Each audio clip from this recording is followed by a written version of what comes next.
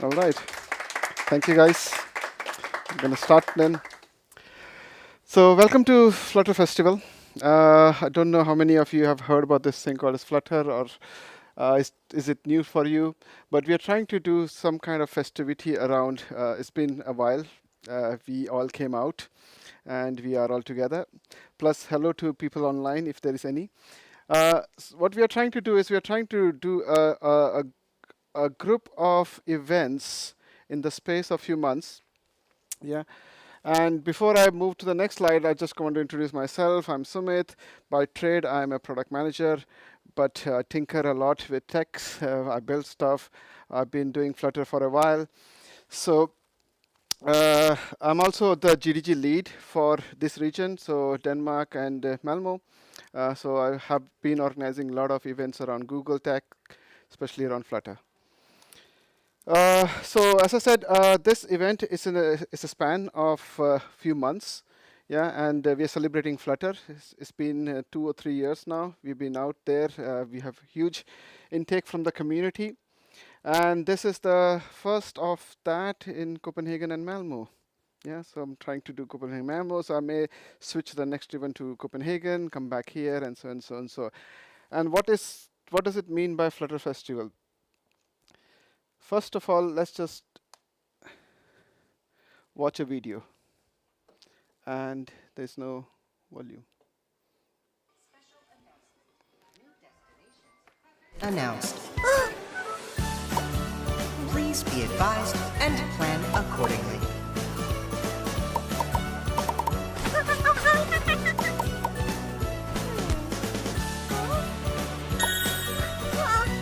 All aboard.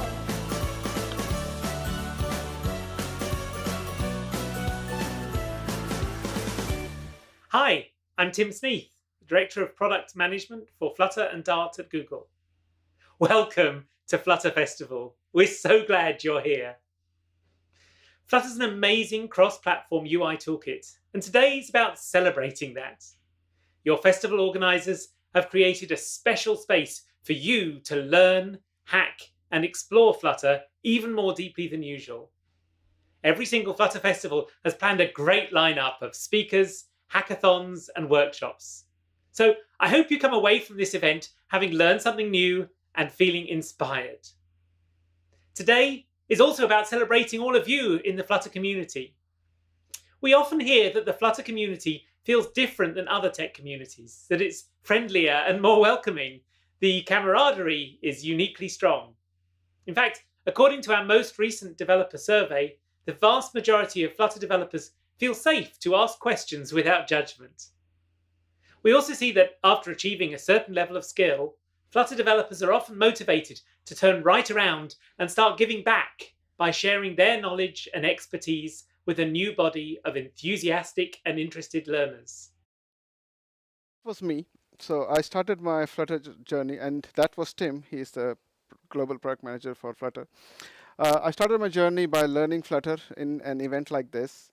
I was traveling to London, and I saw something called as Flutter. I was like, what is this? It was coming from Google, so I was a bit skeptic. Is that going to take off? We have seen a lot of cross-platform mobile development toolkit before.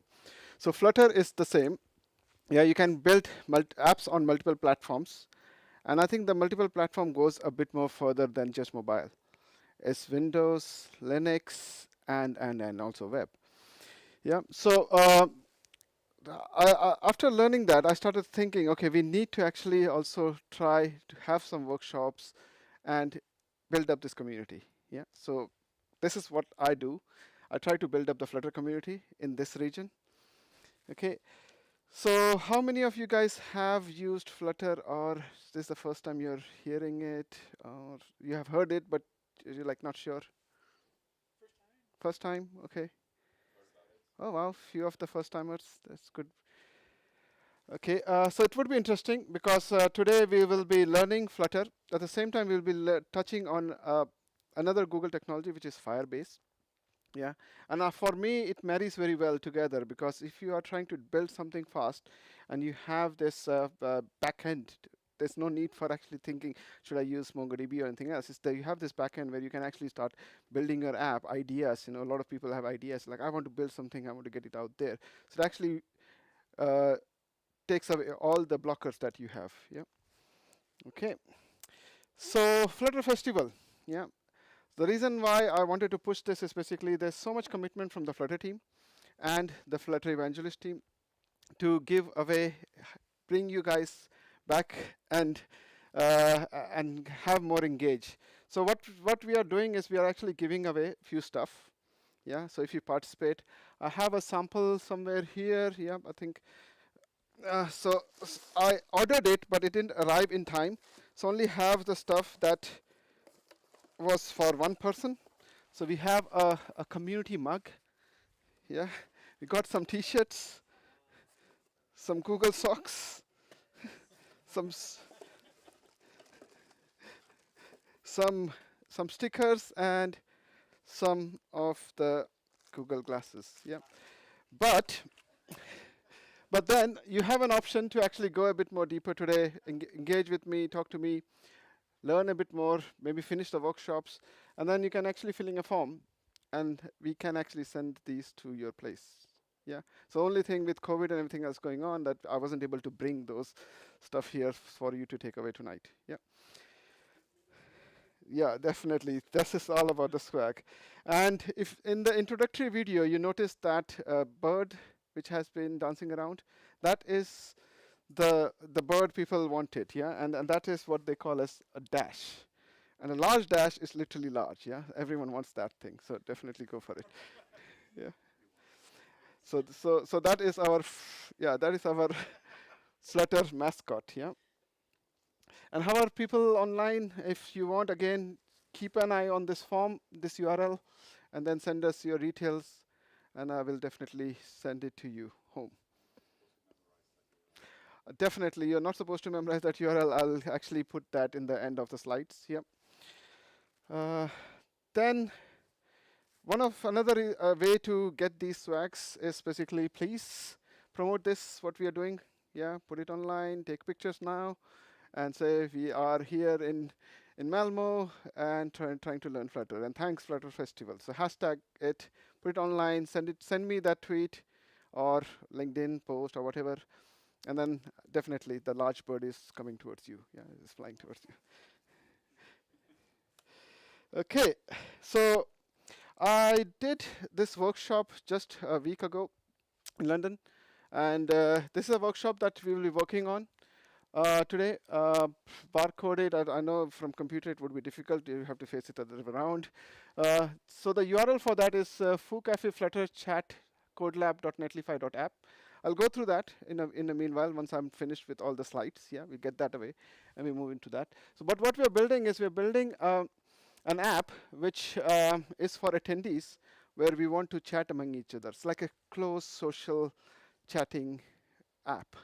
Yeah, so it's an app for attendees. So we'll work through Firebase, Flutter, and this is kind of an intermediary level talk. But the way I have built it is you will be able to finish the workshop. And then you can ask me questions on what's going on. Yeah. So we'll actually rush through the workshop. So everything is prepared for you. It's almost like when you see MasterChef, it's like, wow, I want to try it at home. It's like, oh my God, I don't know what. Yeah. So have those things cut out for you. Just have to walk with me tonight and then ask me questions if you have any doubts. Yeah. Okay. Then during this period of Flutter Festival, we have a price hack going on. So if the community, if you, me, or someone else wants to join together and join the puzzle hack, we can actually make another event or a workshop where we can come in and say, finish this puzzle hack. There is more than $10,000 worth of prizes available for this particular challenge. Yeah. Yep. And I can actually go through, so if needed, if you guys are interested, we can actually come back again and we can go through this puzzle hack by itself. It involves animation. If you have done that hack or played that puzzle in your childhood, where you're actually moving the tiles, this is the tile style thing. Yeah, it's simple, but at the same time it's difficult because of animation involved. And Flutter is amazing with animation. Okay, so that's another one. Then I have so if you are learning and if you're new to Dart or Flutter, Flutter uses Dart as a programming language, and you're like, okay, I need to know what Dart is because I've never heard of Dart. Then you can actually join, take this URL. It's a campaign. You get free access to this skill boost, and you can actually learn in your own time. Yeah, so that's for the Dart language. Then we have same thing for Flutter. So once you're done with it, you need to know, okay, I need to go a bit more deeper into Flutter. I didn't get it. So you can actually go to this URL. Again, free until 1st of May. Yeah. So you have time. Don't sit on it. Try to make sure that you know the basic concept. A bit more into Flutter Web, something that we are going to be doing tonight. Similar workshop is there, which is more than a Hello World app. So that's a URL for this also. And then there's a lot of other workshops and everything else online. Yeah, so I just threw in the links. If you are a learner, these are the resources that you would like to go through. Okay. Okay. Then there are Codelabs. If you say, well, I really love Firebase. If I'm working in a company or something there you want to introduce and you want to go deeper into Firebase, there are Firebase specific Codelabs available. I went through them since I didn't know much about Firebase. I knew something about databases, MongoDB, etc. But I said, okay, I need to know a bit more about it. So I literally went through one of them. These are nice and challenging. Yeah, you actually get some reward points and badges and everything else, so it keeps you engaged. Yeah, and it's more fun to do that. So that's the one for Firebase.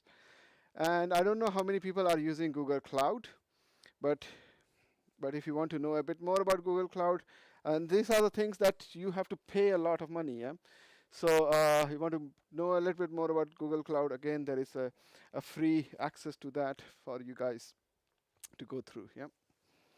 Okay. So today is all about Flutter, though. Yeah. So Flutter is a tool. It's a native cross-platform development tool, which means you can build iOS and Android app using one language or one framework. One thing you need to remember, it's been said out there, is everything is a widget. So Flutter has a widget library, and you just keep on building widgets in Flutter. Yeah. So it actually provides widgets, and then you create widgets and widgets. And widgets are reusable coding blocks, so you build on top of each other. It's almost like Lego pieces. Yeah. Anyone coming from React background here? Yeah. So it's all the components. Yeah, in React. So you create components, and then you basically pass information between components. Flutter uses Dart, as I said. So they kept it. So what I would say is they borrowed, not stole. They borrowed a lot of good bits from a lot of these programming languages. Yeah, and then they have Dart. Yeah, so when you're transitioning from C++, C#, Java, the transition is easy. But one thing you will start loving it is basically the language is everything that you wanted from other languages. Yeah, so it took them time to reach there. They actually borrowed all of that, and then they have Dart as a language. Yeah. And it's very extensively used now for front-end and back-end coding. Then, so that is Flutter and Dart. And then Firebase, the reason why we picked Firebase and why I like Firebase from Google is basically if you have an idea, you want to start it up, you can actually throw it onto Firebase. A lot of stuff for the beginning is free. Yeah, you don't have to provision, or when you say you use Google Cloud at work, yeah, you know how much you may have to pay if you have to actually create an instance of a database or MongoDB or something like that. Yeah, so in this case, you just go in, says I would like to do some stuff. Yeah, so okay, I need authorization, I need storage, I need machine learning, I need to throw my videos online, etc. So you can actually throw that all in Firebase. Yeah, so, and and Flutter has a very good SDK for that. Okay, I'm gonna go to these two slides and then jump back into the workshop because then I will switch the computer. Yeah, so we don't want to come back to this thing. So also for this particular event festival, there is a guy called as Andre. Code with Andre is his website. He teaches Flutter online. He has given us a special code to get nearly 35% discount on his course. He has a very good course on animation. Yeah, and he also has a course on end-to-end Flutter app where he builds a task management app. It takes forever to finish. Yeah, for forever for me because it's like a long 40 hours or something. But if you want to, there's a special code for you guys there. Yeah. So that is that. Quick last time you can actually jump in to get all the information that you need to get all the stuff for free from us. Yeah. So swags, that is the form URL. Now you have to remember, yeah. The barcode for his course, that's my email and my address. So just ping me if you say, well, you spoke about it, I really want it, and I have finished the workshops. Can we actually get the swags? Or even like a tattoo or something. Yeah, we can go together to get a Flutter tattoo. Okay, so that finishes the presentation part. Now we jump onto the workshop. Okay, I'll switch the computer and we pause.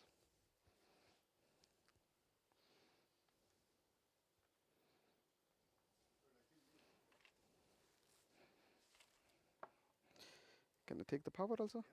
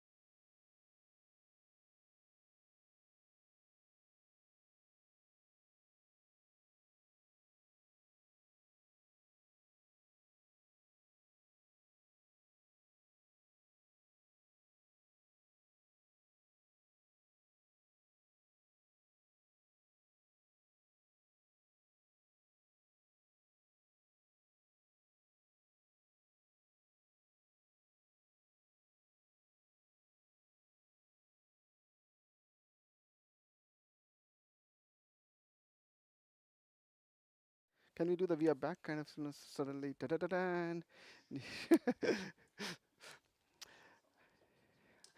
Okay, so we are here for the workshop, yeah, and we are building a event app where the attendees can chat among each other. They will be able to send some messages to each other and share some pictures. So the reason I made this that complicated, I wanted to actually store those things somewhere. At the same time, I want to store the images somewhere, and so on. So it actually gives you a lot of ideas around creating the next WhatsApp or maybe an app for Foo Café. So let's see, yeah, how does that look like? So if you guys can navigate to Foo Café Flutter Chat Codelab Netlify app, this URL.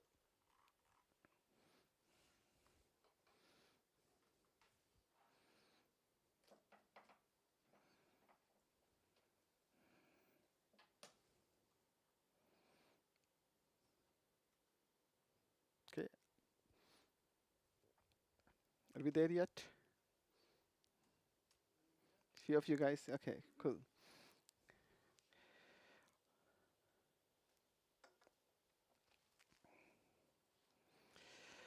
Yeah, so on the first page, it describes what Flutter is all about and what are we going to do together. We're going to build a real-time app.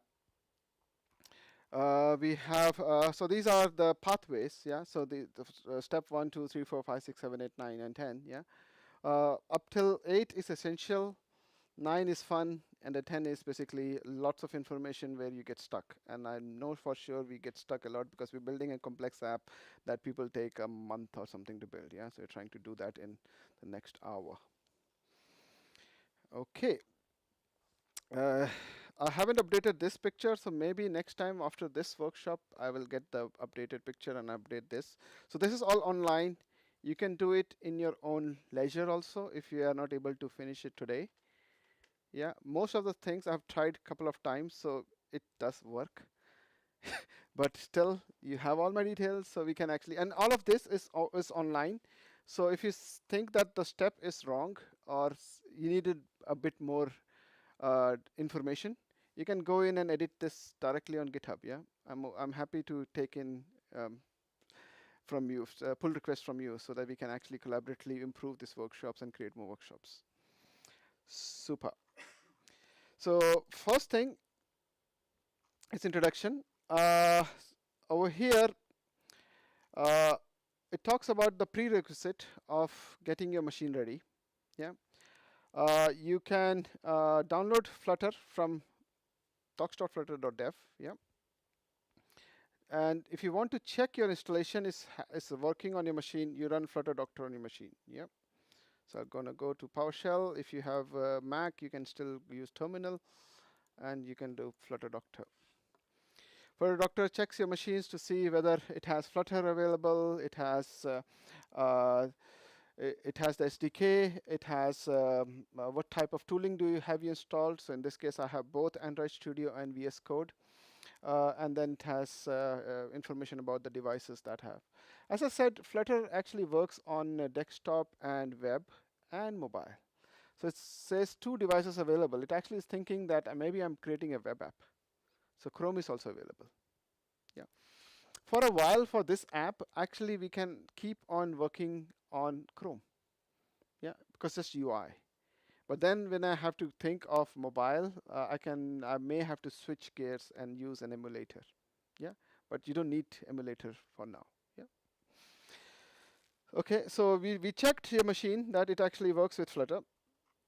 Then I'm asking you guys to jump in and fork this repo, which I've created specially for you for today. Yeah, so my GitHub account, Flutter Workshop. On the main branch, be on the main branch. Yeah, on the main branch, just download that branch on your machine. So what I'm going to do now is go back to my place where I play with Flutter.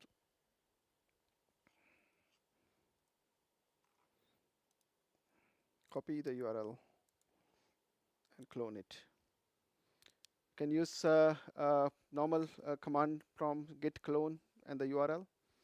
Yep. So this is almost doing a cloning of the URL. Okay. Okay, I got Flutter Workshop on my machine. Are you guys with me? Gonna give you guys, let me start my Pomodoro. I'm gonna give you guys a minute to say yes, I'm with you or not.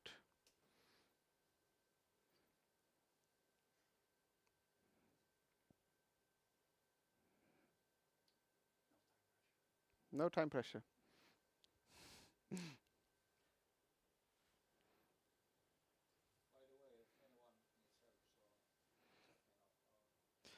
Bilal has been with us, GDG, for almost 3 years now. 3, 4 years, yeah.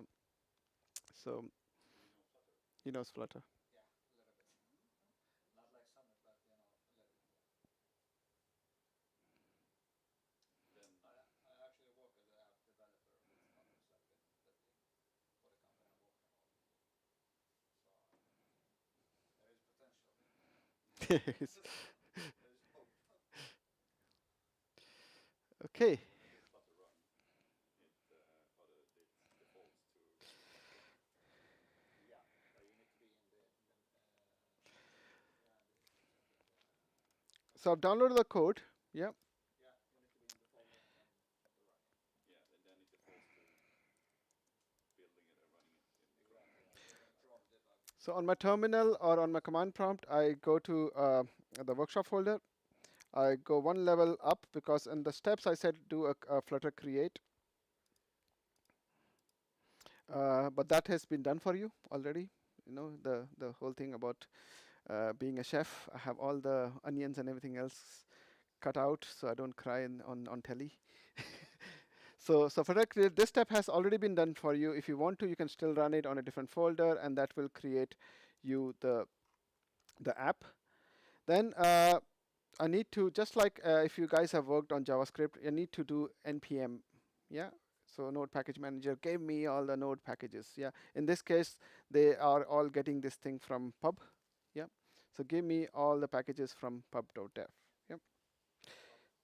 It's where we publish all the packages. So you can actually build something and publish it on the same place. Yeah, so you can create a Flutter package.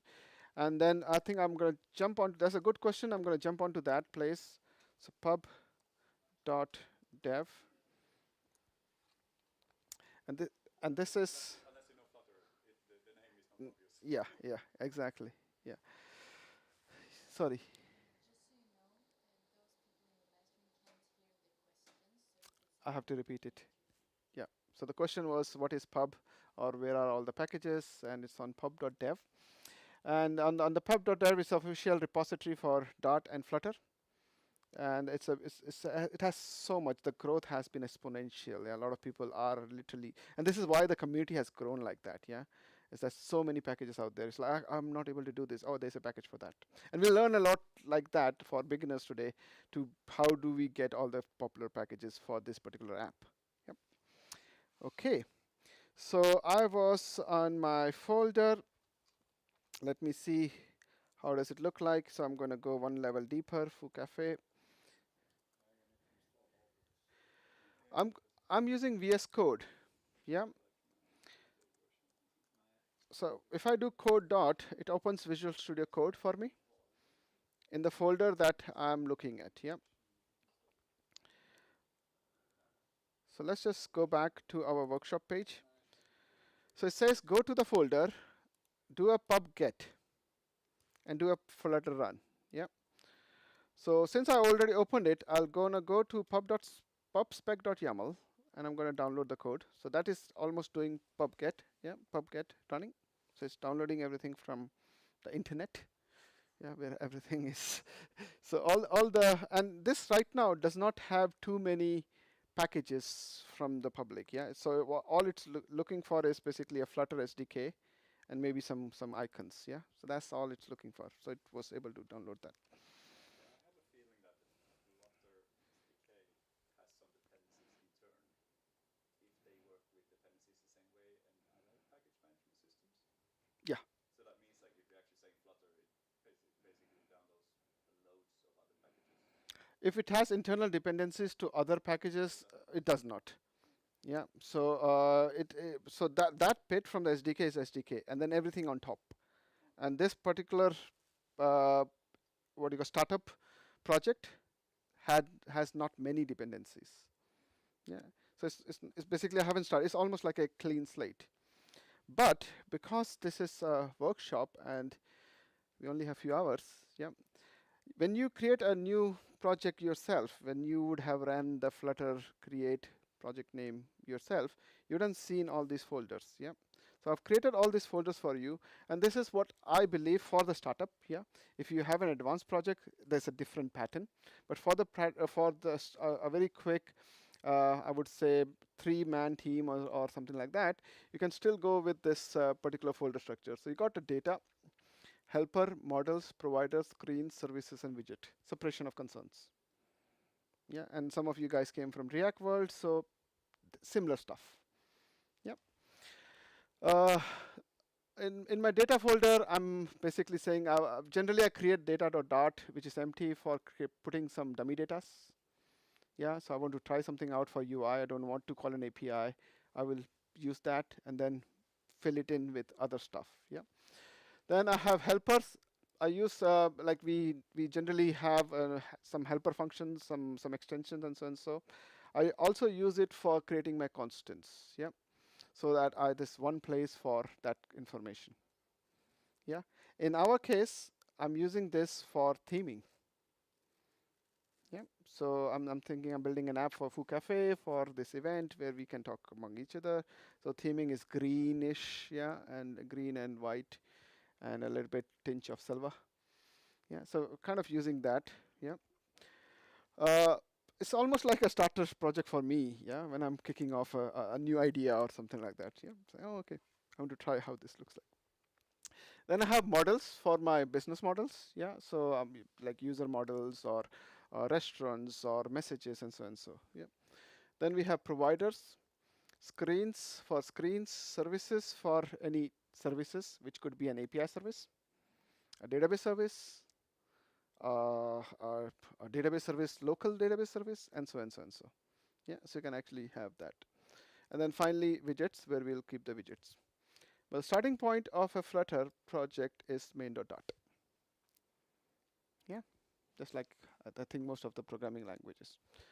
And the main, I'm just going to quickly dissect this particular file and jump off. Yeah. So you got main. It says, okay, what do you want to do? I want to run an app. My app is defined as a class that extends a stateless widget. Yeah. It does not need to have any state. Yeah. It just needs to have an UI. An app is mostly a material app. Yeah. It has a title, theme, the thing I spoke about. I'm using the constants for my theme. Yeah, green.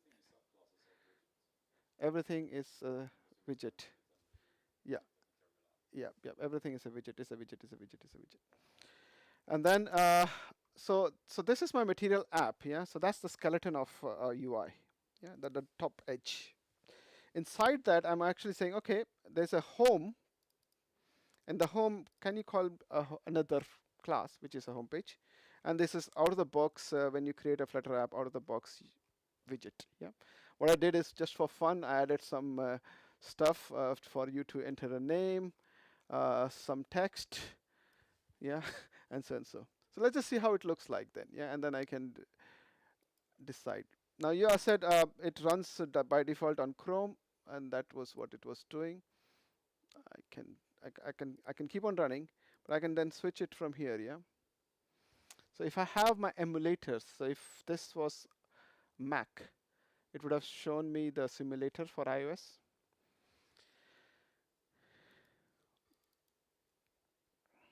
So this is currently running on Chrome. Yep. And what it's doing is nothing but when you are typing something here, it changes the text up there, and then when you're clicking on a button, it is reacting to this. Yeah. There's one thing which is different from the first widget. The first widget was a stateless widget. Yeah. This other widget is a stateful widget. Coming from React, you guys understand that if you want to do something and update the UI, you need to know the state. Yeah. You need to play with the state, yeah? So what I mean by that is basically if I have to change this text, I need to know what was the last time when I did this. Yeah. Number 14, number 15. So I need to keep that state. Yeah. When I refresh that, yeah, I'm back. Okay. Okay. I'm going to quickly move to my emulator, which is, I think this should be the one. May take time. Okay. So meanwhile that's happening, let's just go back to our workshop. So we did that. Hopefully you guys were all able to download the code and run it, and the UI may look like that green UI with a heart when you were able to play with it. Yes? No? Kind of? I'm having a problem with Xcode, so You don't need Xcode. If you have VS Code, that should work. Xcode will not be the tool for this. So if you are using Android, maybe you can use Android. Otherwise, use VS Code with Flutter as a plugin. Yep. Yeah. You can still show it in the simulator. Like you can use Xcode just to have the How install Xcode. you can run the, yeah. Yeah. but because until now, until this step, I'm not using any UI, any what do you call any tools, yeah, IDE. Exactly, that's a mug for you then, yeah. Okay, so when I sent out the email to you guys for joining, I said, okay, go through this step and then take the screenshot of the app working. So just to take a screenshot, it's just simple. And now if you're building an app and you want to publish to App Store, etc., just run Flutter screenshot. It does it for you. It's just so beautiful. Except that the step says that if you just do it command line and you do Flutter run, it compiles it and runs it in your browser, and there you can't do a screenshot. Yep, yep. You need to run In a simulator. to be able to do this. Yeah, I think it's just flipping of the steps. So maybe you can help me to update. How would I put it? Like, you know. Lots of questions. You'll sleep in a Flutter, what do you call, a quilt today. Okay, so that was the ask for you guys. Like, if you have it working, play around, create a screenshot and upload it onto the Git repository and pass it back to you. I didn't see much, so so no one actually went through that. Then some people ask me if they're using VS Code, how would their VS Code look like mine? Yeah. And I have a link to the VS Code extensions that I'm using. Yeah, like how to beautify, some good shortcuts to create stuff faster. Okay, so we've gone through the first step. Almost you guys are with me, otherwise I'll break a little bit more in future. We spoke about the project structure, so I'm just trying to explain what it means here, and you guys can navigate through the project structure on step 2.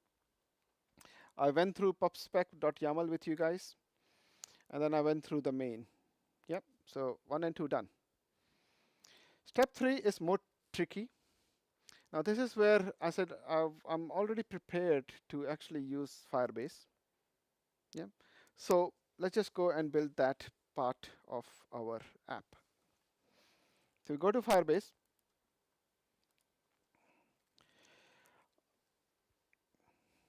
If you guys go to Firebase, it will prompt you for creating a login for Google, etc., etc. Yeah, if you don't, just follow me for this one, because I already have, again, another ready-made stuff for you. So we can actually just go through the steps, and then you guys can do it for your own app in your own leisure. Yeah, it has some information tidbits, because I always stumble on them every time I create like an app or something. So we went here. You then create a new project. Yeah, it says what project it is. Yeah, I was doing this talk last week in London, so it was GDG, Flutter Firebase chat app. But in our case, it is a simple app called as Flutter Firebase chat. Yeah. Add some analytics. I always advise people to do that now. Yeah, you can always do it later. Yeah, what it can do is it can actually figure out who is using it, when people are jumping off, and so and so. So it actually gives you good analytics for your app. Yeah, so you're adding that already. It's free-ish for a while. Yeah. So you configured Google Analytics. One thing is important is the location. So if you are building an app for this region, you know how it is with GDPR and everything else. So just make sure the location, because once you build that app for this location, you cannot switch it. Yeah, in Firebase, because that's where storage is. Yeah, you can do whatever with your app, which is UI, but when you're thinking storage, you're like, okay. So it has to marry that. So the next step is to basically create an app. Yeah. So I already have 7 apps here. To do that, you basically go to plus. It says, what are you trying to build? Firebase works with iOS, Android, web. You can actually use it for your React apps and Unity. Yeah. In our case, we are using it for both iOS and Android. So we create these apps twice, one for iOS, one for Android. So before we do that, one thing, it needs. You can do that, but then you cannot actually. Yeah. Yeah. So in this case, it's actually creates like a special file for you to integrate with it. So and it's also good for analytics, no? So if you are using iOS and the storage and everything else is in one location, but then you can actually start tracking and doing something special for that particular platform. Yeah. So in that case, that's the reason why they let you to do this. Okay, and the web also, yeah. Because they need different type of files. So let's just quickly, I think I don't wanted to waste too much time on creating this thing, but if I then go in and create an iOS app, it just says you need a name. Now the name has to be unique, yeah. So another step which I mentioned over here is basically rename your application ID from example, com.example, to be com dot something meaningful, yeah. So to do that, you go into the project and then do Control Shift F in my case, and I'm searching for it. I have 5 results. So when you have this out of the box, and then you basically do a replacement. Yeah. So with this, okay.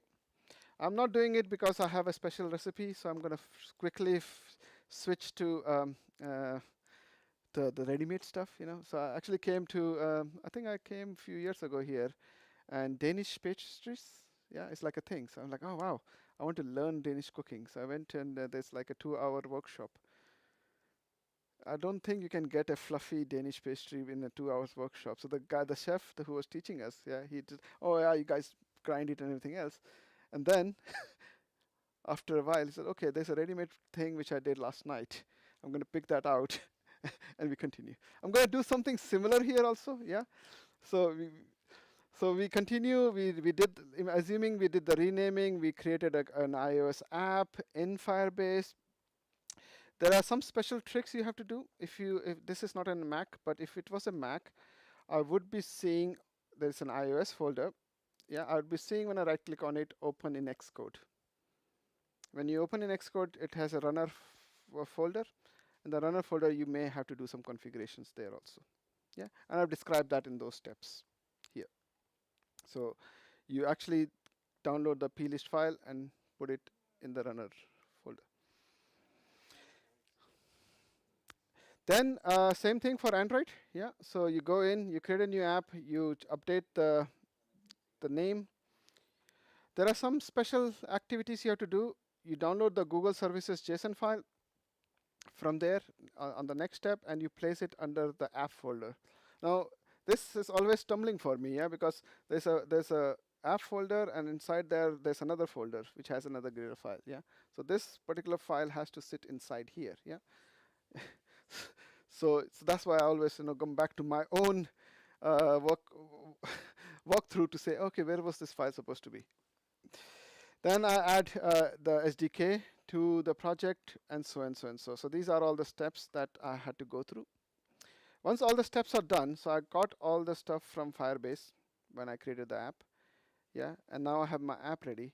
Next thing I do is basically add packages to pubspec.yaml. Okay, I use a tool on a VS Code which is PubSpec Assist, because it's a YAML file. And if it's a YAML file, sometimes YAML works in indenting. So you break the file if the indents are not right. Yeah, so it's like I'm not bothered by going in and adding that information. I'm just going to do this and get that. Okay.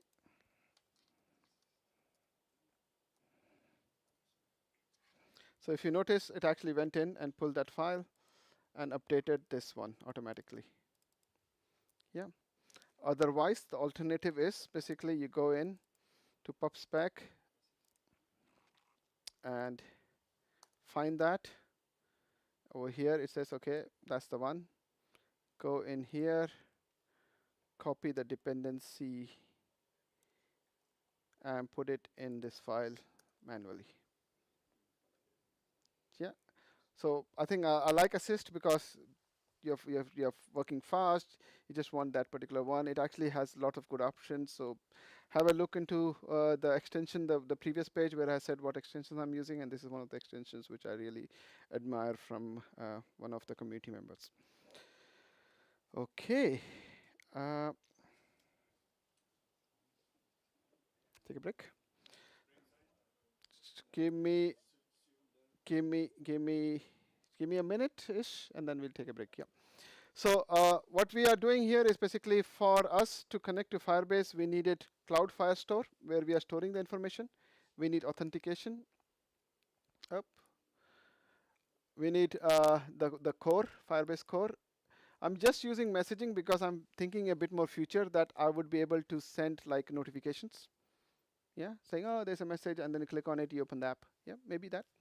And then I want to store some of the images in Firebase storage. So those are the 5 different components of Firebase which I want to use for this app. Okay. So before we go on to the, there are some, so if you were doing all of these by yourself, there will be so many hurdles because it's like the stitching which you have to do. So I have added all those information in here that, you need the latest version, and look at into the appendix to actually see if you can find, rather than Googling, any problems with matching them together. Yep. Okay, so before we go on to build the app, a home screen and the login screen, we just saw, we got everything on your machine. We kind of configured the backend for you. Yeah, then I think after, how long is the break? Start again at 7. We start again at 7. So after half an hour break, we can resume. Yes. Okay.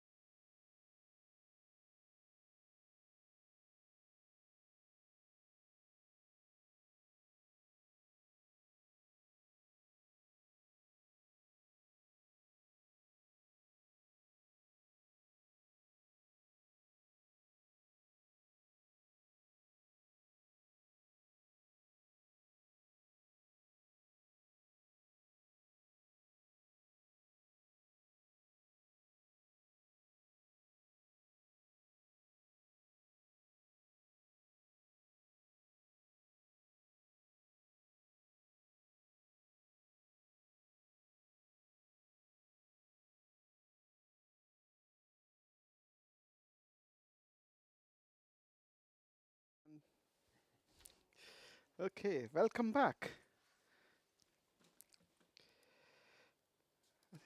I think doing a chat after this nice pizza, thanks Foo Café, it's difficult, yeah, and especially standing. So we're going back. So we had connectivity done with Firebase. Yeah, we created some stuff in Firebase, and then we have the basic app running on some of your machines. So then for the next step, yeah, we are building a home screen and a login screen. Yeah, because I think if I remember not that, the home screen used to look a bit different than that screen. Yeah. So what I would be doing, so this is where we want to end today.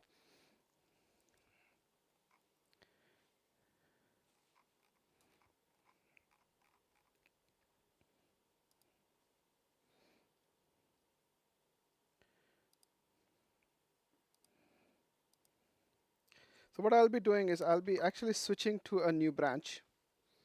Yeah. Again, using a tool, otherwise I would have to type the entire command line.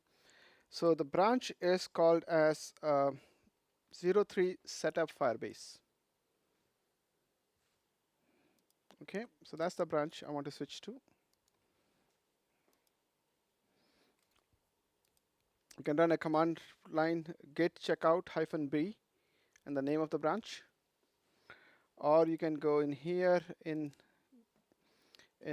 git. Even if you have forked it, you will see all the branches. So you can actually switch to the branch. That's the branch. 03 setup Firebase.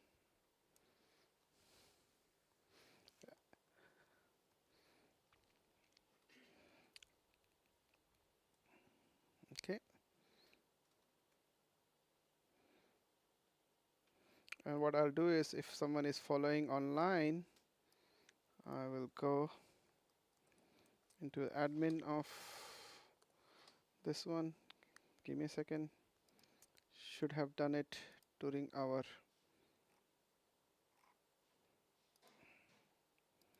home screen and login. And the URL for this is on top. Yep, publish that.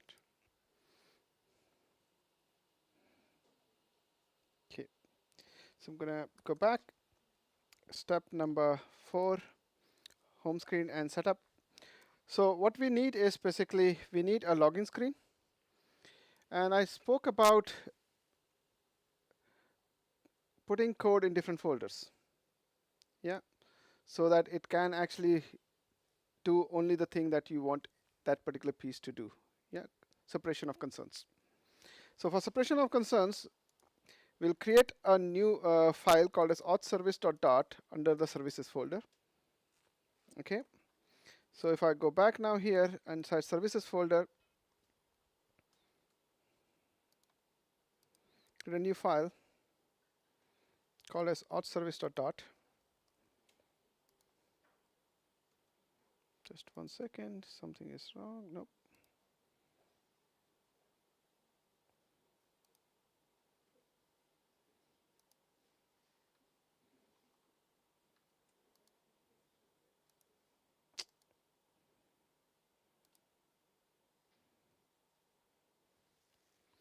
Okay, saying there's some files that I have uncommitted. Let's just go and get rid of that.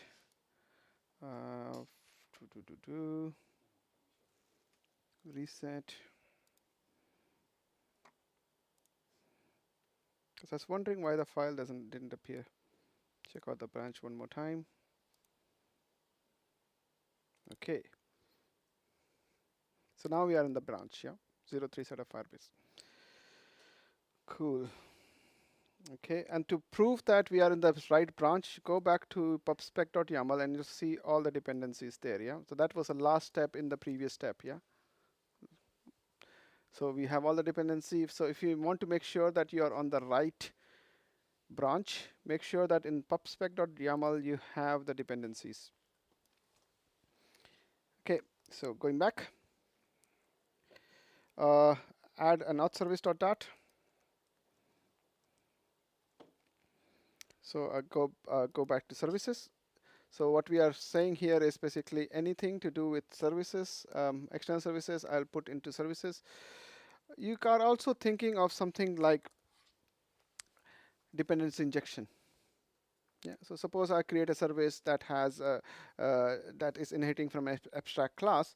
I can switch the service to something else if you want to. Yeah. So you can actually start thinking dependency injection here also. Okay. So did that. I'm copying the whole thing. I'll explain after I copy. Generally, to write a class, you do class, and then the name of the class would be auth service and so and so and so. Yeah. So that's the way you can do it. I'm gonna flatten, copy paste. So here I'm saying auth service is a class. It has 2 members. Yeah. Anything which is underscore, it's a naming convention in Dart, is private. Yeah, it's a private. Then I need to sign up. Where do I want to sign up in? I want to sign up with Firebase. So I'm using Firebase auth here. Yeah. So if you look at that, it says line number 6, Firebase auth firebase.instance. Create an instance of the auth service. For that, I need this package. Yeah. If I don't have the package, let me just get rid of the package. Yeah. It says, I don't know what does Firebase mean. Yeah. So since we have installed the package in the last step, we can bring it back in. So there's a light bubble. Yeah. In most of the IDE, you can then import the library. So it actually helps you to import the library automatically. Okay. So I now got the packages back. So first step is to import the packages. Do we still have errors? No, I don't. And then I create an instance of it. Right now, ignore it. Again, I have it in the Codelab. Ignore this message that is not been used. We will use it later. I'm trying to sign up by calling the create user and email and password. And then I'm trying to log in using the sign in with email and password. Yeah. Also, I'm thinking, let's just, while we are there, let's just add the logout. Yeah. Since it's a UI, it's a mobile app, or even if it's a web app, you don't want the UI to be blocked. So all of these things are async. Yeah. So you want that to happen and be notified so that you can do something in the UI. Yeah. So you may have seen async and future. Question? What was the underscore again? Private. Private. Is it just a convention? It's a convention. It's It's an enforced convention. Yeah. So when you try to call, you can't even see that. When you're in the ID dot, you won't be able to see that. Nope. It's a very good. So you're not actually throwing in private, blah blah blah blah blah blah blah. Yeah. I like these conventions they have. Yeah. And then you have lintin. Yeah. I don't remember where the lint is. You have lintin, which actually keeps on helping your IDE to say, what, you're actually following all those conventions. So all the best practices out there, it actually throws you on the face while you're coding, saying, yeah, you're doing something wrong. Yeah, so IDs are getting powerful. Yeah. Yeah, in this case, it's also doing that. Yeah. So, but IDE uses linting. Yeah. Okay, so that is this as a simple change. So we added the auth service. We said, okay, we would like to talk to Firebase for authorization. Then, as I said, I'd like to use constants. Otherwise, I would pollute this file. So I'm going and creating a constant.dart file under which folder? Anyone? Helpers. Okay, there you go.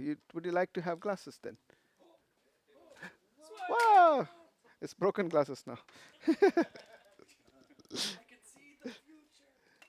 Okay, so I do constants.dart, and then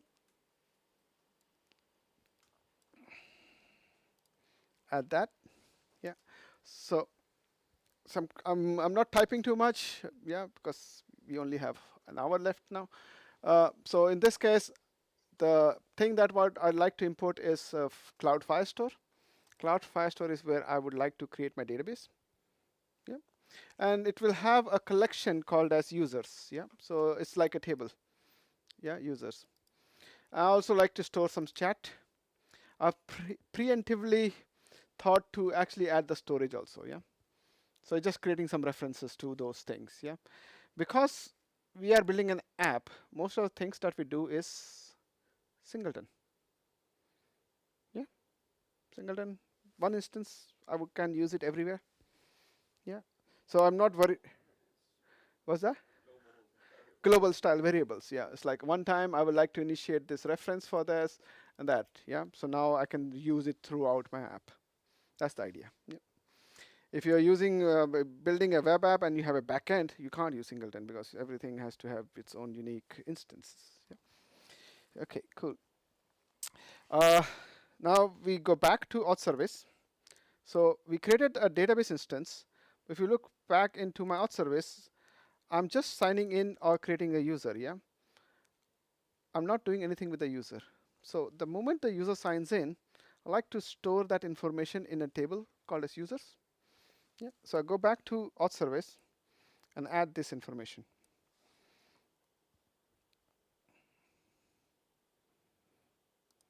So if the user is not null, which means the user is right, we can actually go and do that. It complains that user reference is not there. Any pointers? No, because it's in the constants file. Yeah, we just added that. Okay. Cool, cool, cool. All the full code is there. So now we signed up or logged in. We have a user object which created a database for that. So the next thing we would like to do is basically store that information for the app itself. Yeah, like we have a database object and I would like to store that so that I can use it throughout the app. I don't want to keep on calling the backend, saying, oh, yeah, who you are, etc., etc. Yeah, I want to store that. So for that, I will use a model, MVVM or MVC. Yeah, so the model of M. So I'm creating a model called as app user. The reason I named it app user because the object that Firebase returns is a user anyway. And I want to change it. I want to know this is a app user. Yeah. So I said, okay, that's an app user. So create a app user.dat file under models folder. New file, this, copy all the code, explain the code. Simple. What would you like the user to be? The user should have an ID, a name, maybe a profile image, an email, some bio, something else, address, whatever you want to do. Yeah. So that's my model. I want to use it in that.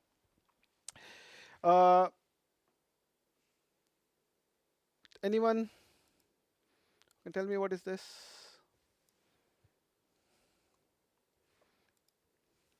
It's another Dart language goodness that these are anything with a squiggly are named parameters. Yeah, so you can actually call them by name when you're creating an instance of it. So app.id, appuser.id.name, profile image. So you can actually use that as a named parameter when you're calling that. We'll see that in action. Yeah, and then the second bit again is Dart goodness. It has a factory method that converts the return from Firebase, yeah, which is a document, into these things up here. Yes. Why is ID optional? You can make it non-optional. You're saying you should not have it. Yeah. Yeah. Yeah. So basically, in this case, what I will have to do here is a good point. Yeah, REQUIRED. So because there's a dummy app, yeah, we don't care. Yeah. So so it's a required parameter which is ID, and we want to make sure. And I think it's mostly required within this app. Yeah, you cannot live without this ID. Yeah, because Firebase will create an ID, and then you. It seems like document ID is not. It's part of the document snapshot. It's not even a. It's one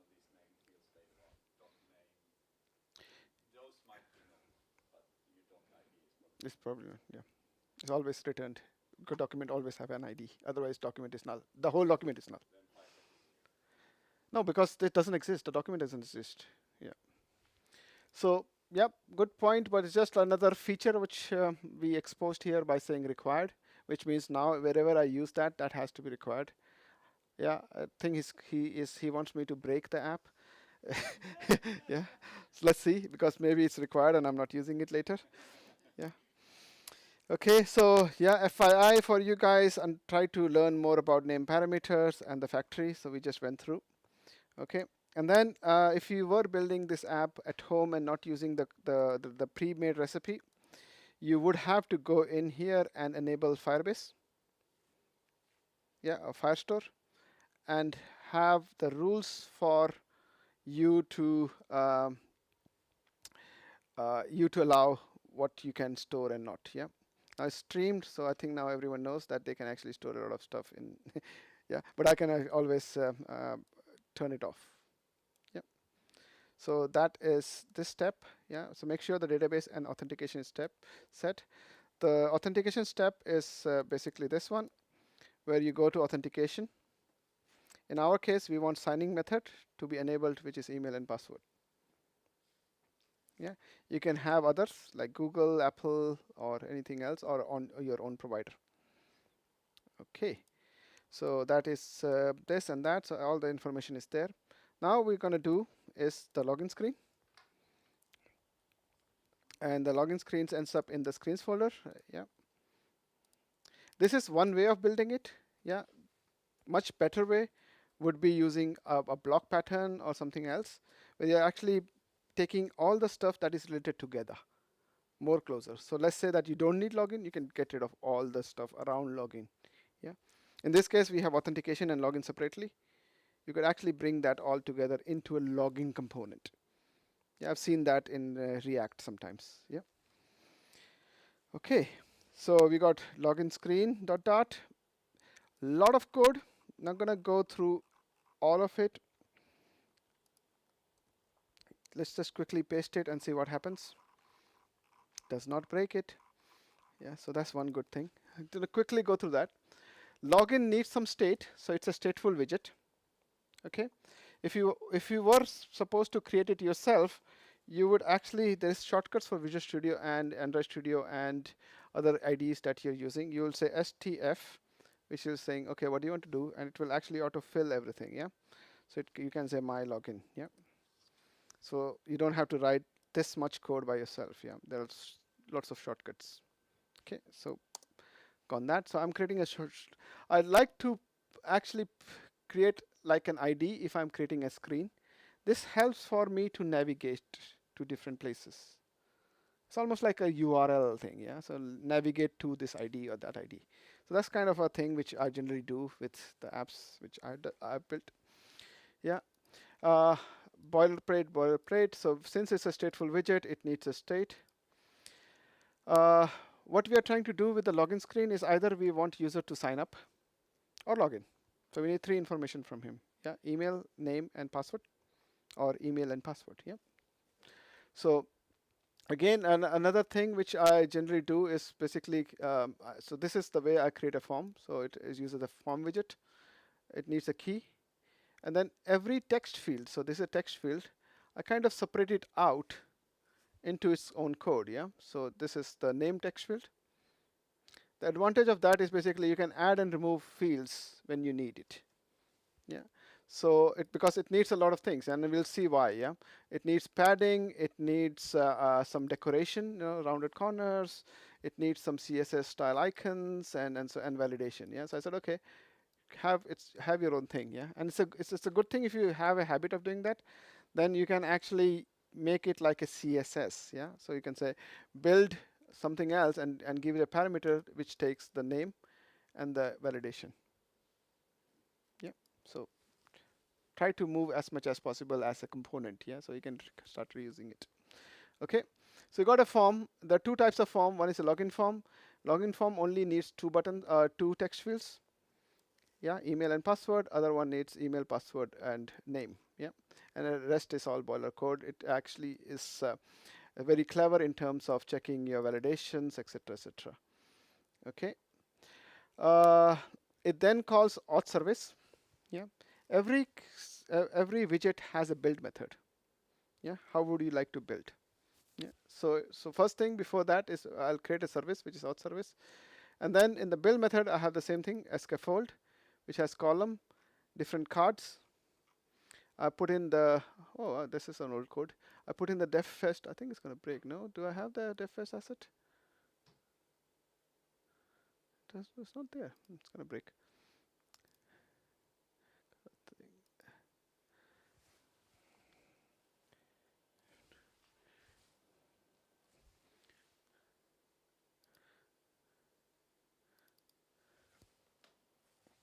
Was it PNG?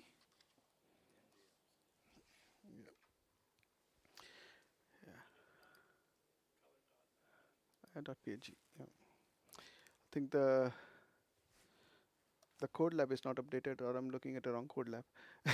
Yeah. So yeah, this is the image, and then some text, some headlines, etc., etc. So this is just UI as a code. Yeah. So that's a lot of code. Yeah. Nothing special. The last bit that is important is on submit, which this is a button.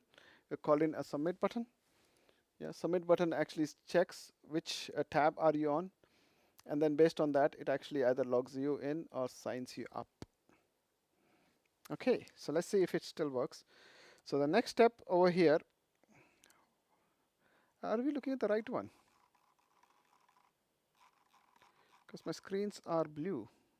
Are you guys also seeing the same? Where are you in the number 4 in the top? I'm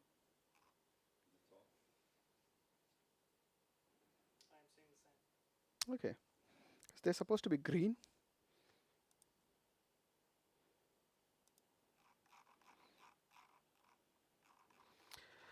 Okay, it would be interesting because they're supposed to be green.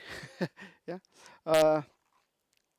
The last bit is basically we need to change the main dot, yeah, and then add the initialization of Firebase here, which I think I may have already done it. So it's main dot, and this piece of code will initialize Firebase. Yep. Okay. Okay. So how would we get there? To get there, we'll change the home screen to be the login screen now. So over here, I'm going to change that to be login screen, and we get rid of everything underneath that. Okay. So now if I go back and import login screen, close everything.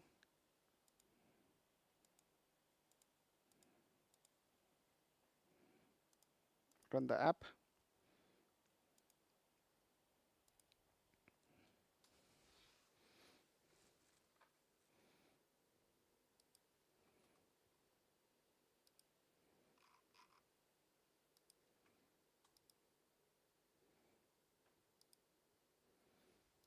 Is it running?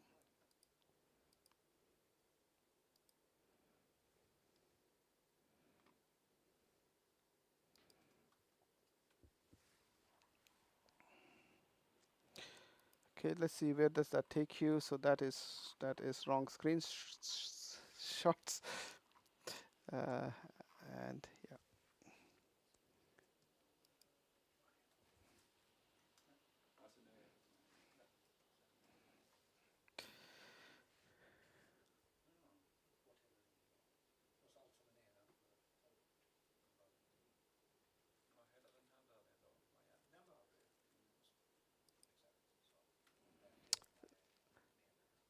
On iOS, sometimes it's much faster to build and run. That's what I noticed. And I think it's the Android emulator itself. Yeah, it takes some time to do the handshake before it do that. Okay, good. And the more you talk about it, it gets a bit scared. So yeah. So yeah, screenshot is wrong on there. I think I did publish it, but I may have to figure it out later. So that's the screen that you're supposed to see. Yeah, so it has a login button and a sign up button. When you're clicking on it, it actually turns on and off extra fields that is needed. Okay, is it running for anyone or on anyone online? No, I ended up getting a error that the login screen couldn't find the constructor login screen. Okay, let's check that. Anyone online who is there? So what I'm trying to do here is basically go back into my database. I have how many users? I have 1, 2, 3, 4, 5, 6, 7, 8 users. So if anyone has it running, maybe we can see the 9th user, or we can try it ourselves. So sign up. What's your name again? Danny, Daniel, E-L, okay. Daniel at FooCafe.com. Okay, let's see if that actually does a handshake. Okay, let's see if something happened here. Not yet. Did you see that? Yay! So the code actually works, yeah? It's just the screenshots were wrong. So I had a trick to have all this off data now. I created a Firebase, but I don't know where to put that Firebase specific Information. information.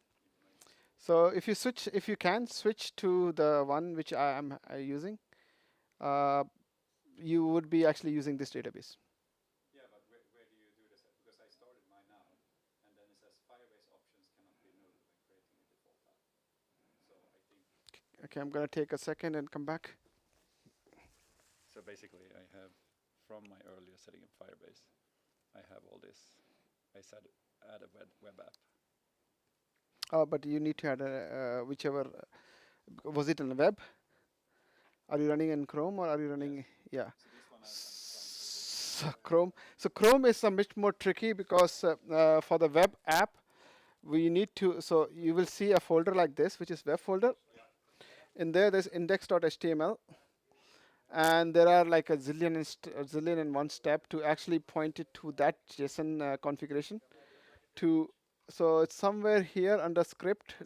Yeah, you need to add. Yeah. Yep. So I think somewhere here in the script, you need to add the thing which initializes Firebase. Yeah, and then you have to do that. So it's in index.html. Okay. It's not tricky, but it's just I think I remember where it used to be because this index.html used to be very small. Yeah, the last few versions they actually had a lot of clever stuff in there, where they want to make sure that it's initialized before they load the entire thing, which make me forget how web used to work. Yeah, but somewhere here, yeah, if else. Okay, so yeah, we got Daniel here, so at least things are working, things are moving. We are happy, and if someone else is here, then I'll be more happy. Okay, moving on.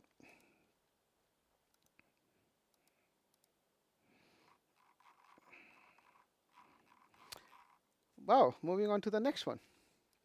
So we got the login and authentication both working. Yeah, because I was able to sign up, which means I'm logged in. Otherwise, I could actually log out and log back in. Yeah, so that has been done. So now what we want to do is basically the main thing, which is the messages we want to pass to each other. So we'll create a model called as messages.dart under models folder. Okay, we will create a class, same thing, no special, nothing different than the user one. Yeah, so it's basically saying for a message, I need who's sending me the message, who is this message to, is there a text or is there an image? Yeah, I'm futuristically thinking, I would like to create a WhatsApp or something, So I want to create is liked, whether it was read or not, the double ticks and everything else. So just throwing some more extra properties in here, but it's basically a class, yeah, which does backward mapping from Firebase.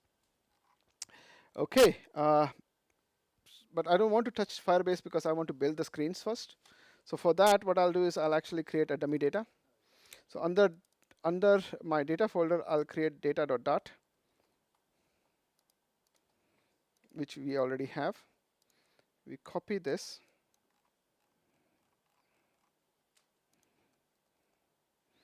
Which automatically creates like a dummy data of a user, some images, some text messages. Yeah, just dummy data.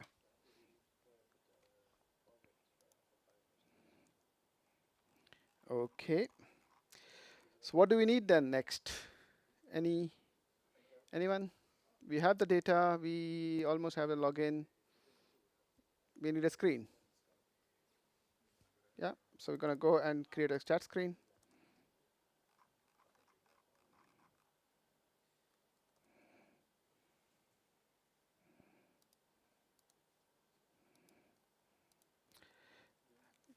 Copy the whole thing again.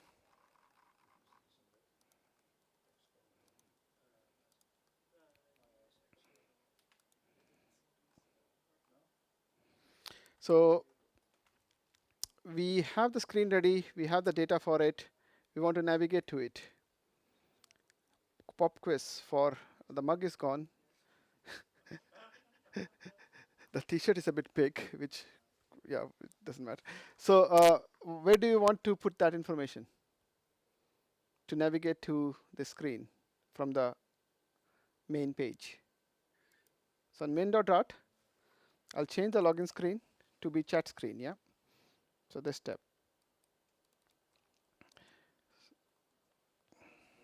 Yeah. It's just I want to try how the screen looks like, yeah? So when I refresh, I can see a chat screen. Yeah, it's not magical about if you have to build it by hand, it takes a long time, yeah, because if you look into that, I have a left and the right alignment of text, yeah, left, right, left, right, left, right, yeah. These are simple messages, so whatever messages we had in data.dart, yeah, can basically do that. Yeah, so these are all the messages from here, yeah. But if you look into my chat screen, yeah,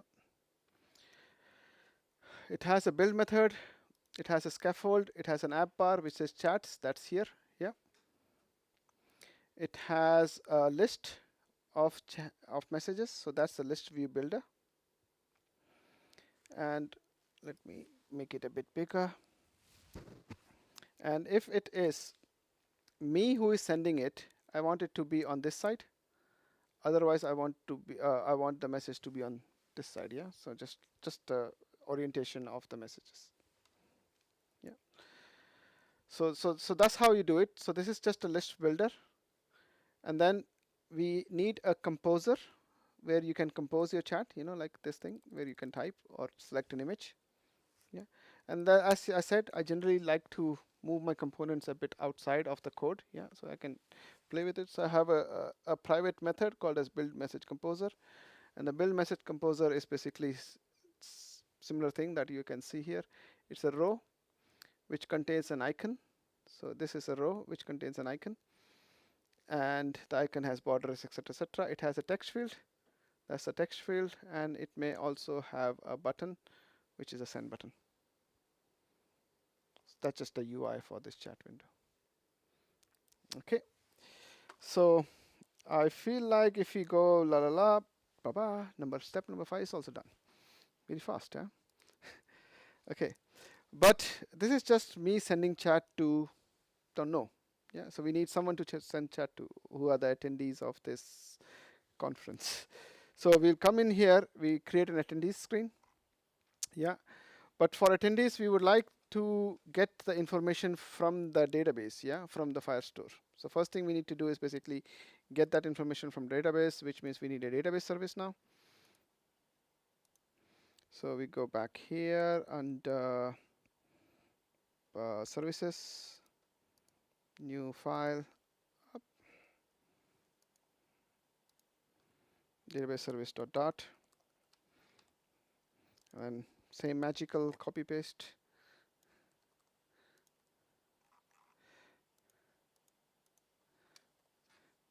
Yep.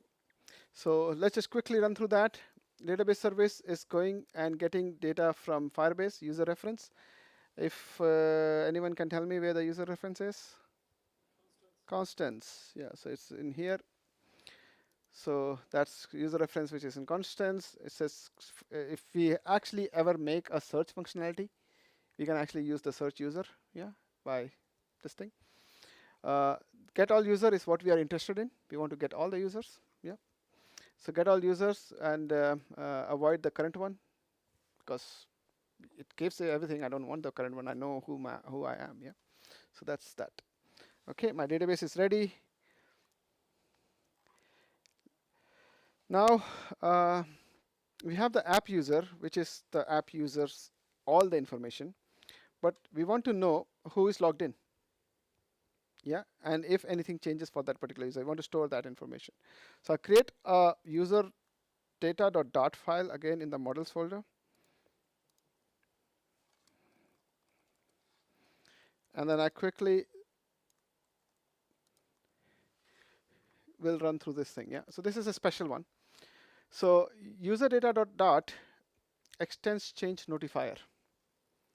Yeah, which means if I have a user data and the value of that particular object changes, notify anyone who is listening to this value. Yeah. So why would that be useful? That would be useful for us to actually log in and log out the user. Yeah. Or in this case, I'm using ID. I can use maybe bio or any other field saying, okay, if those things changes, can you please notify anyone who's listening so they can do something, which in this case would be refresh the screen, log them out, completely kill the session, etc., etc. Yeah. So that's why I'm using change notifier here. Okay. Then either I can run through the widget tree myself, yeah, and tell everyone saying, hey, there's something that has changed. Please do something about it. Flutter comes with lots of different packages or mechanism to do state management. And one of them, which is the most simplest one, is provider. It's simplest, yeah. It's not, there's like fights going on in the world of Flutter about which is the best way of managing state, yeah. And you can read everything about it. If you get a bit more advanced, use others, yeah, block or the new ones in the market. But we'll use the simplest one, which is the provider. Again, Control Shift P, Pub Spec, assist, go and get provider.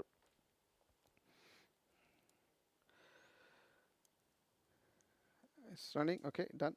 So once you get the provider, where should provider be playing? Yeah, provider should be playing again when the app starts.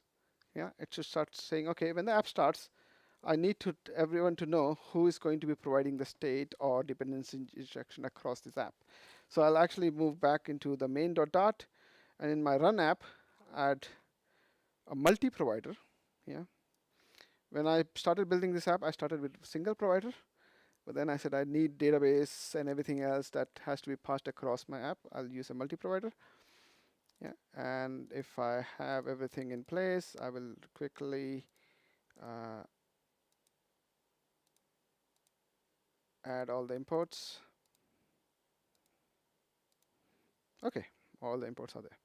So I'm saying app change notify provider is for the user data, and if you're trying to use auth service or database service across the app, use this. Yeah.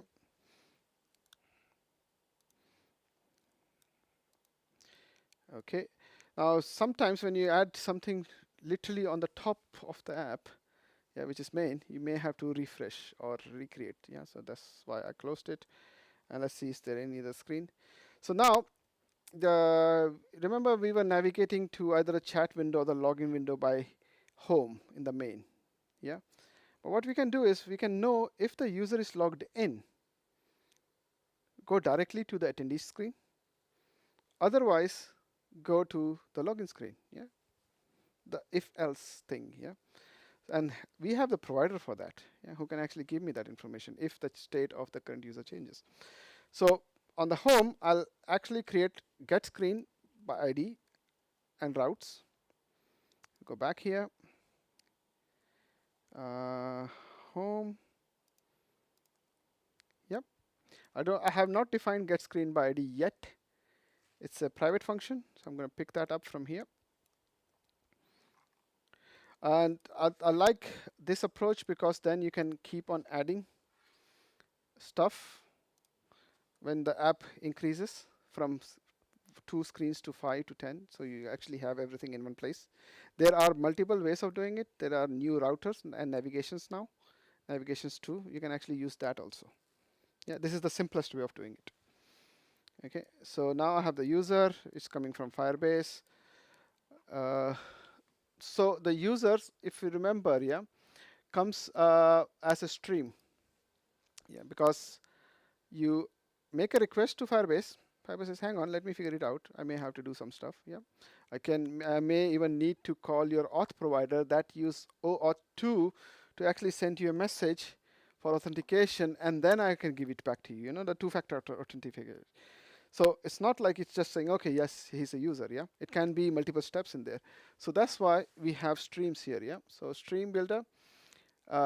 If the auth state changes, yeah, and if it has a data, which means the current user ID is not equals to the user ID, yeah, go to the attendee screen, otherwise go back to the login screen.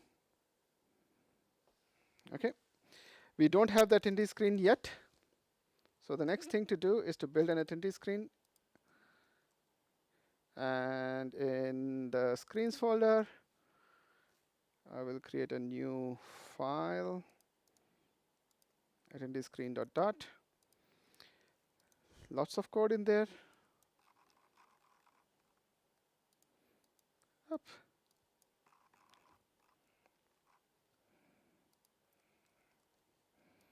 Paste. Now we got the screen for attendees. Yeah, we'll go through the screen of attendees a bit later, but when I save this and run this, I have an error. I need to import attendee screen. Okay.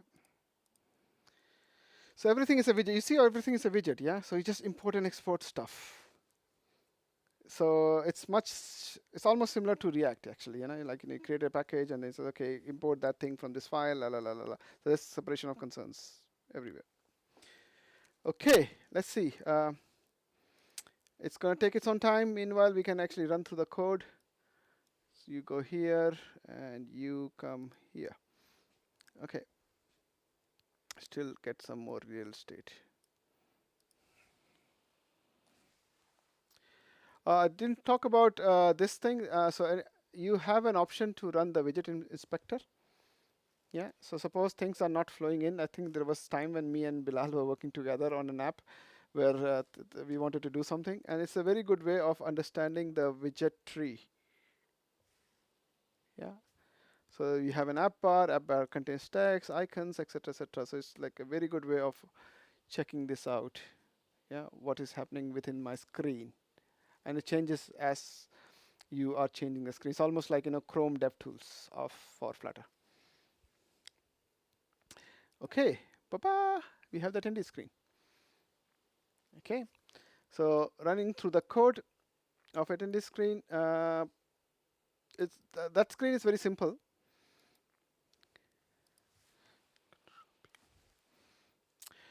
You have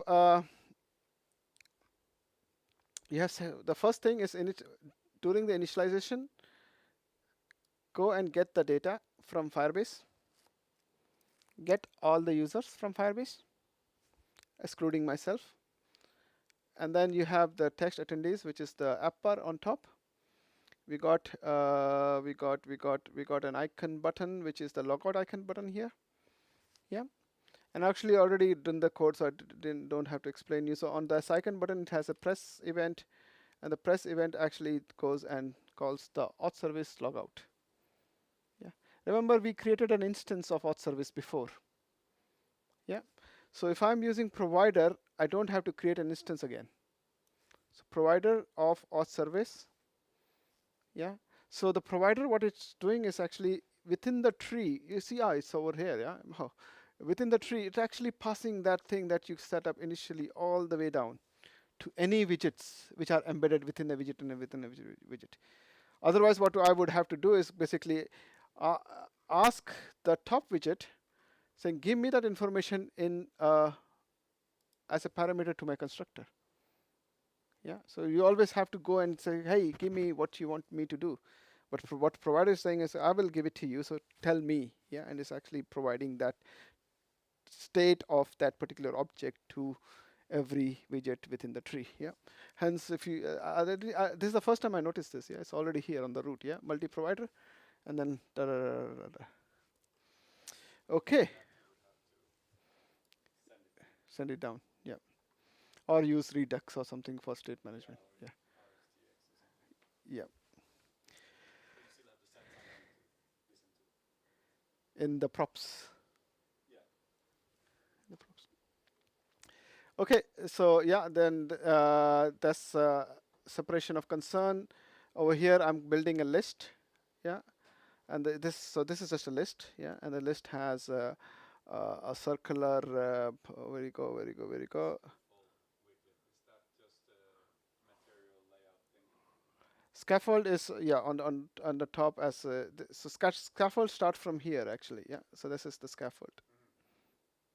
Yeah, and then you put everything inside that scaffold.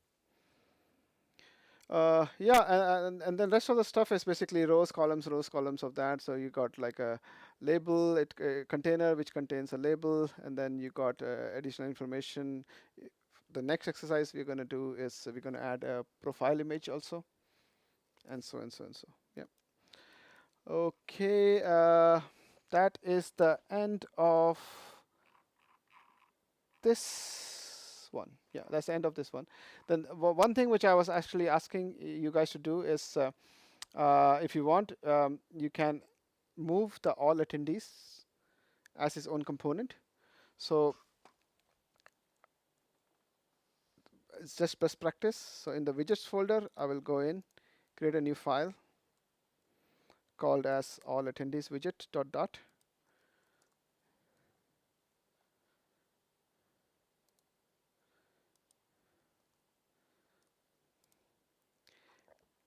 And from the attendee screen, oops, too many windows and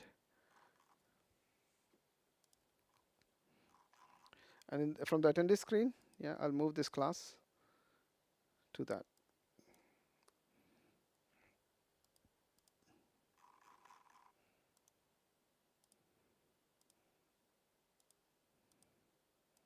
Yeah.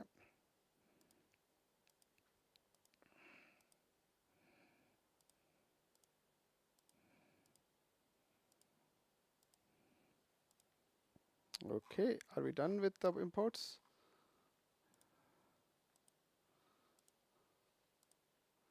Yeah.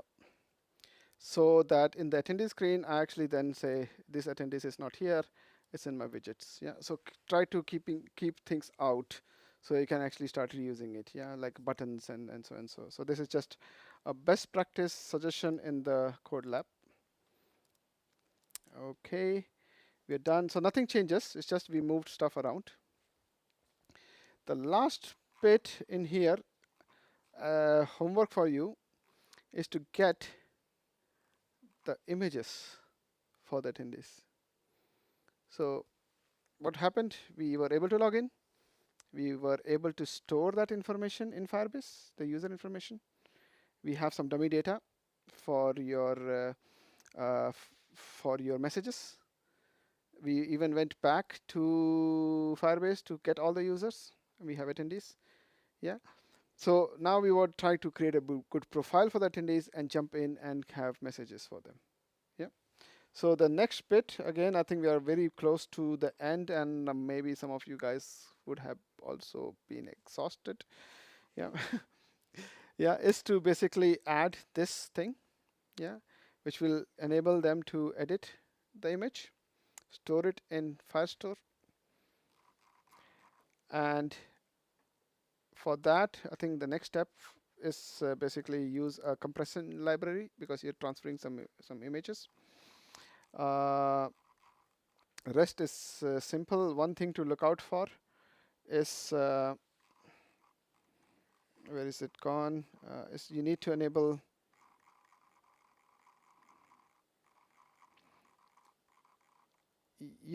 that in Firebase. Yeah, so you go in here and say basically I need to enable storage also. Yep.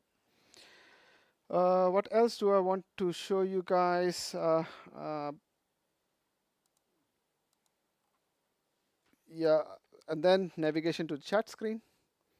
Yeah, so that's just improving the chat screen we already had. And then if you have time, you can then start adding some images, etc., etc. Yep. An appendix only contains anything that you kind of is not working. You can quickly have a look into that, saying, hey, this is broken, or I'm not able to compile. And it actually has gotchas like, if this error has occurred, what do you want to do? And this was something that was added in Flutter 2.8. I go to it because sometimes when it's broken, I'm like, oh, where was this information? So rather than go back into Stack Overflow, I just threw everything in here. Yeah, yeah.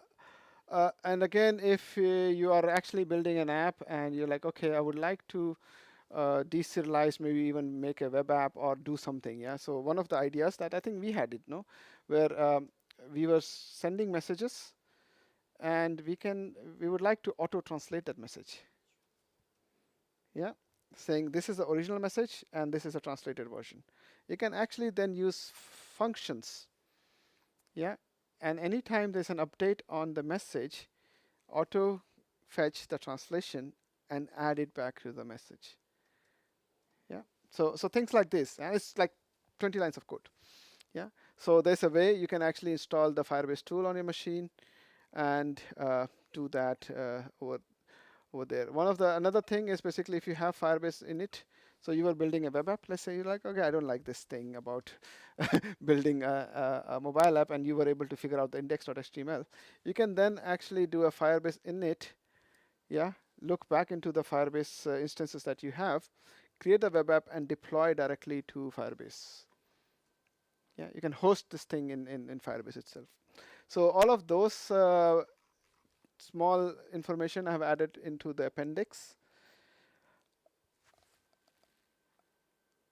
We have more workflows, and you are not workflows, more Codelabs and other URLs. So let us know, Foo Café know. We can try to host bigger events. This is just a start of the Flutter Festival. And I think I'm going to go back to the thank you screen now. That's, yeah. Yeah, so this is just a start of the Flutter Festival. If you even need like a one-on-one, if you're building an app, if you want to actually do the Flutter puzzle hack, on puzzle hack, if you click on that link, how are you going to send them the links? Can we send them the links later in an email? No? Yeah, okay. Yeah. So we can see if you guys are interested. We can actually join the Flutter hack. And you guys can match make with each other. Any dead ideas you can revive.